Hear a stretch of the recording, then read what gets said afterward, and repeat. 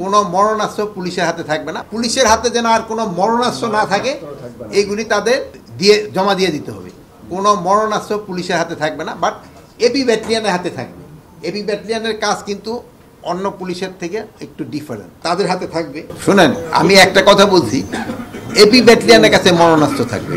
সাধারণ এই অপারেশন যাতে তো মরণাস্ত্র তো তার দরকার নেই, যার যে মরণাস্ত্র দরকার না ওইগুলি তো দরকার নেই তার সাথে। পুলিশ ব্যাটালিয়ন যেটা আর্ম পুলিশের ব্যাটালিয়নের কাছে থাকবে, এটা তো পুলিশের একটা উইং।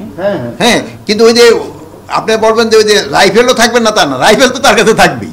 গার্মেন্টস শ্রমিকদের বেতন ঈদের আগে পরিশোধ করে দিতে হবে। যারা বেতন পাওয়ার যোগ্য তাদের বেতন দিতে হবে, কিন্তু আবার যেই সব শ্রমিকরা তাদের কোনো অবৈধ দাবি নিয়ে যদি রাস্তায় হাঁটে তাদের আমরা কিন্তু কোনো অবস্থায় রাস্তায় বা কোথাও স্থান করতে দিব না। তাদের বৈধ দাবি মালিকরা অবশ্যই পরিশোধ করতে হবে।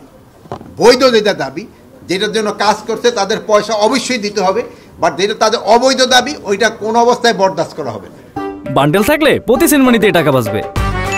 বিকাশ সেনমানি বান্ডেল কিনে জিতুন প্রতি লেনদেনে। আজ হলো ঈদের গরুর হাটের ব্যাপারে, এটার ব্যাপারে আমাদের আলোচনা হয়েছে। ঈদের গরুর হাটের ব্যাপারে আপনারা জানেন যে অনেক সময় এই টাকা পয়সা হয়ে যায়, মানে চিন্তায় হয়। তারপর অনেক সময় বিভিন্ন মলম টলমও ব্যবহার করে।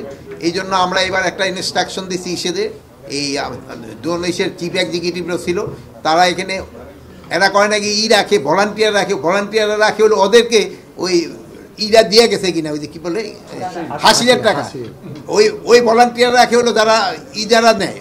আমরা বলছি ওইটা ছাড়া এবার আনসার তাদের রাখতে হবে প্রতিটা হাটে 100 করে, মানুষের নিরাপত্তার জন্য, এবং এটা মানুষের যেন এই যে তারা যেন কোনো রকমের না হয়, এই যে কি বলে এই ছিনতাই হাতে যেন না পড়ে, এই জন্য তাদের 100 করে আনসার রাখতে হবে।